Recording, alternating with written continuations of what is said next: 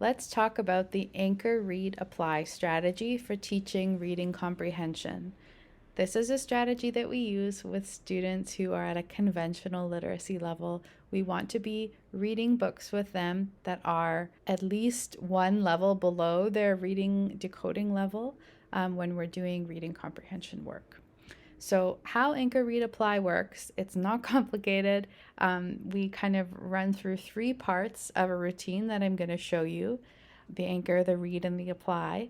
But there's one thing you kind of have to know that's critical to running a program or strategy like this is that we read the same book throughout the whole week. We read it every single day.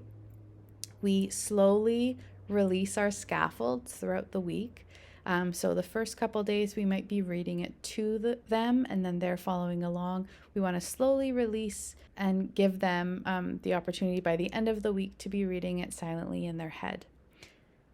Each day when they are reading the book, they're reading it for a different purpose. So there's only one comprehension question each day, and they are reading it with that comprehension question in mind.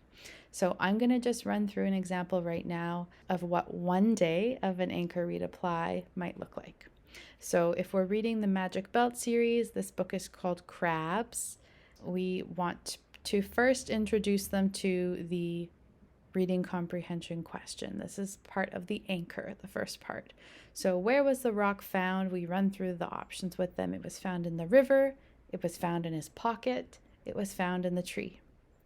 So the whole purpose of the anchor is that we want to try to help the student make connections between their life and the reading comprehension question. We want them to connect the question to things in their life that they have experience with to help them understand what the question's asking, and then to be reading for that purpose and looking for that answer while they read the book.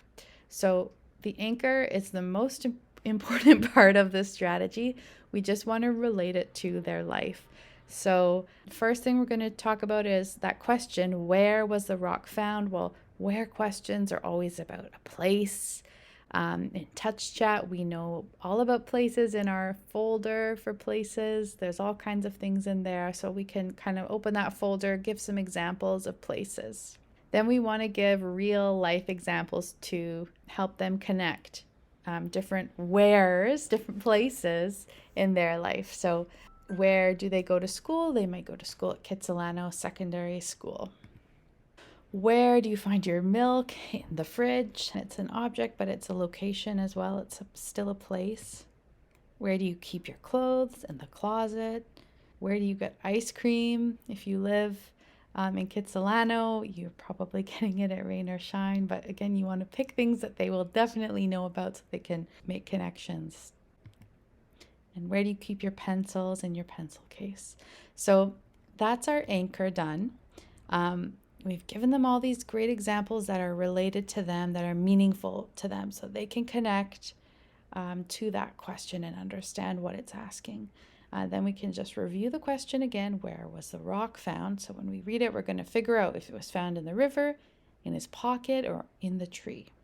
Okay, so that's the anchor portion done. Next, we read. This is just what it sounds like. We read the text. We read it with that comprehension question in mind. And then the apply, the last part, is getting them to pick an answer. So we have these multiple choice questions. They can, at the end of reading it, pick the one that they think it is.